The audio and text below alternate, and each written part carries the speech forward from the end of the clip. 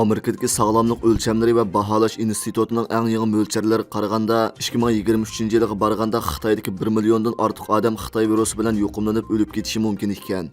Reuters agentligining 17-числа xabar qilishicha, Jungoda Xitoy virusi bilan yuqumlanuvchilarning soni kelar yili 1-aprel oyi atrofida eng yuqori chekka yetib, o'lganlarning soni 1 milliondan oshadi ekan. Sog'lomlik o'lcham va baholash tadqiqotxonasining mudiri Murayning bildirishicha, u vaqtgacha Xitoy noposining taxminan 3dan biri Xitoy virusi bilan yuqumlandi ekan. Angliya taratqullari pul muomala vaqt kelsining 16-dekabr kundagi xabarda Bejondagi dafn murosimi jasad ko'ydirish o'rnida faqat 14-dekabr kundala Xitoy virusi deb diagnoz qo'yilgan kishilarning kam deganda 30 dan ortiq jasad ko'ydirilganligini bayon qilgan.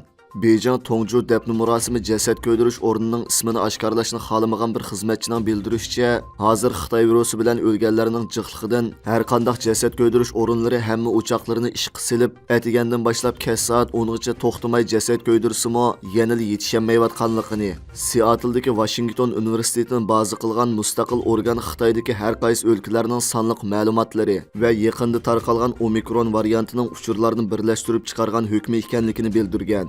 Nurg'un davlatlardagi hukumatlar va korxonalar Xitoy virusining yer shari xarakterlik tarqalishchan mezgilida Amerika sog'lomlik ko'rsatgich va baholash tadqiqot o'rnining mo'lchariga tayinib tadbir qo'llangan ekan.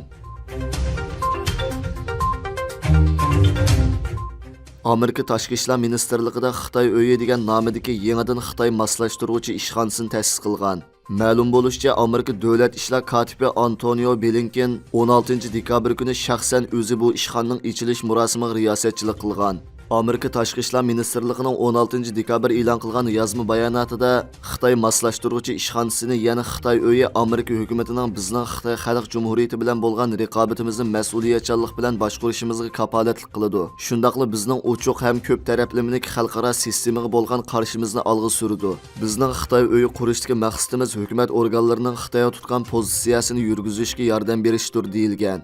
Bayonotda ko'rsatilishicha, Xitoy uyi ministrligining zamonaviylashtirish kun tartibining halqiliq tarkibi qismi bo'lib, uning xizmati ministrlikning xirislarga taqobil turishi, kelgusi yillardagi fursatni chang tutishiga markazlashadi ekan. Amerika Davlat ishlar ministrligining bayonotida ko'rsatilishicha, Blinken 16-dekabr atiganda o'tkazilgan ochilish murosimini qilgan so'zida Xitoy uyining bu ministrlik va boshqa o'rinlardagi bir guruh Xitoy mutaxassislarini to'plab, har qaysi bo'limlar va xalqaro bexatarlik, iqtisod, texnologiya, ko'p taraflik diplomatiya va strategiyalik aloqa sohasidagi mutaxassislar bilan murini-muriga terab xizmat qilganligini aytgan.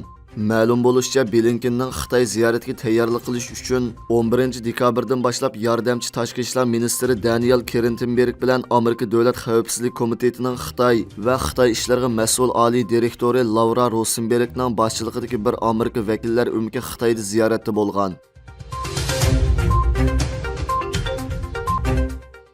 Yevropa ittifoqi Qor dengizidan halqagan G'arbiy Osiyodan Yevropaga tok yetkazish simi qurishga mablag' bilan ta'minlaydi ekan.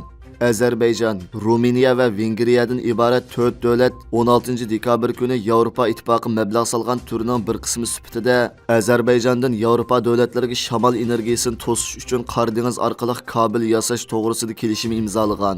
Yevropa komissiyonining raisi von der Leyenning bildirishicha, bu Yevropa ittifoqining Rossiyaga tayanmaslik va ko'p xil usulni qo'llanib ishonchli energiya sheriklari tepishdagi yangi strategiyasi ekan. 17-dekabr kuni Germaniya Shimoliy dengizdagi Wilhelmshavenda tunji laylama terminalini ochgan hamda bosh ministr Scholz ochilish murosimiga qatnashib, Germaniyaning nihoyat tez suratda harakat qila oladiganligini, buning Germaniya uchun yangi bir ritm ekanligini bildirgan. Yevropaning eng chong iqtisodiy gavdasi bo'lgan Germaniya necha 10 yildan buyon Rossiyaning geziga tayinib kelgan.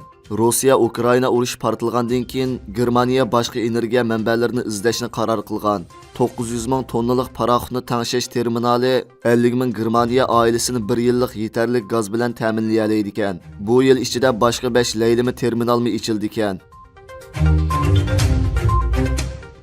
Qatar sohibxonlik qilgan 2022-yillik Dunyo lo'nqisi futbol musobaqasida Janubiy Amerika davlati Argentina chempionlikka erishdi. Fransiya 2-chi, Kirodiya 3-chi bo'ldi. Dunyo lo'nqisi tarixida tunji qitim yerim hal qiluvchi musobaqa o'ynagan Afrika davlati bo'lgan Marokash 4-chi bo'ldi. 18 dekabr kechda o'tkazilgan Argentina bilan Fransiya orasidagi hal qilg'uch musobaqa 3-3 oxirlashgan bo'lib, nuqta to'p tepishida Argentina Fransiyani mag'lub qilib, 36 yildan keyin yana oltin lo'nqiga erishdi. Dunyoga danglik argentinalik darajadan tashqari futbol cho'lpini Messi oxirgi xo'shlashish jangida chempion bo'lib, oltin lo'nqiga erishdi. Shundaqla bu Argentina komandasi uchun hozirgacha 3-qitim chempionlik lo'nqisi hisoblanadi. Messi 19 yaşından 35 yaşgacha 5 qitim dunyo lo'nqisi futbol musobaqasida qatnashgan bo'lib, 18 dekabr kunidagi musobaqada 2 qitim bevosita to'p va 1 nuqta to'p kirgizgan. Birlashma agentligining 18 dekabrdagi xabari qaraganda, Messi tarixdagi tunji bo'lib barliq bosqichlarda to'p kirgizish nomer xotirasini qoldirgan to'pchi bo'lib, futbol tarixidagi eng munavvar to'pchilar tizimiga kirgizilib, Braziliyaning rivoyati Billi va argentinalik marhum to'pchisi Maradona bilan tenglashganligini bildirgan. 2026 yildagi 23 navbatlik xalqaro futbol lo'nqisi musobaqasiga Kanada, Meksika va Amerika birlikda sohibxonlik qiladi ekan.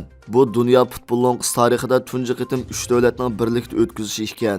2022 yillik dunyo lo'nqisi futbol musobaqasiga Osiyo davlati Qatar sohibxonlik qilganlikdan, Osiyo davlatlarining keyingi qitimli xalqaro futbol lo'nqisi musobaqasini talab qilish huquqi yo'q bo'lmaydi ekan.